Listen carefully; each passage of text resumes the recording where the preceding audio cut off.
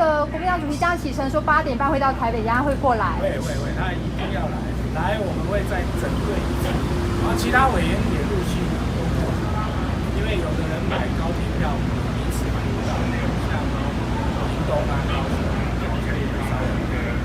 所以你们这样一些突袭有事前告诉主席吗？告诉谁？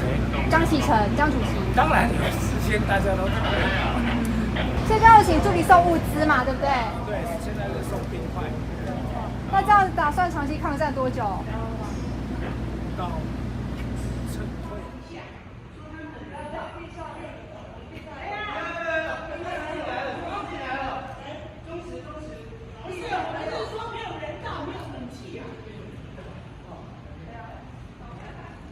我们内部的防守会有一些东西。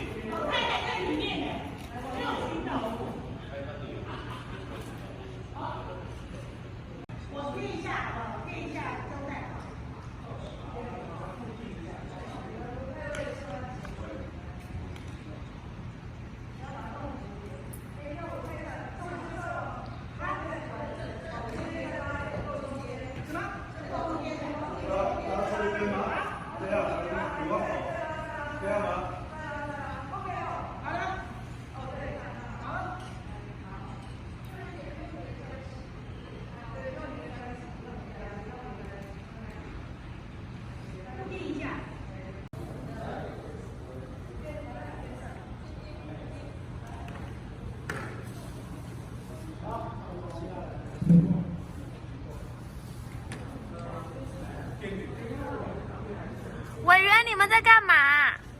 我们在用冰块，这样子会所以是用冰块来让自己比较不会那么闷就对了。我们不如这个太阳花，太阳花可以有冷气。现在我们是用面上锤冰块，这样会凉快。因为秘书长啊，就是讲得很清楚，不给我们冷气，不给我们电灯。我们其实讲了一个非常卑微的一个要求，是说比照太阳花。但是呢，我们看到的秘书长悍然的拒绝啊，就是可以给太阳光的抗议的这些人，他们给他们这个冷气，给他们电灯，给我们20几位立委完全不给，所以我们就是一共支持的。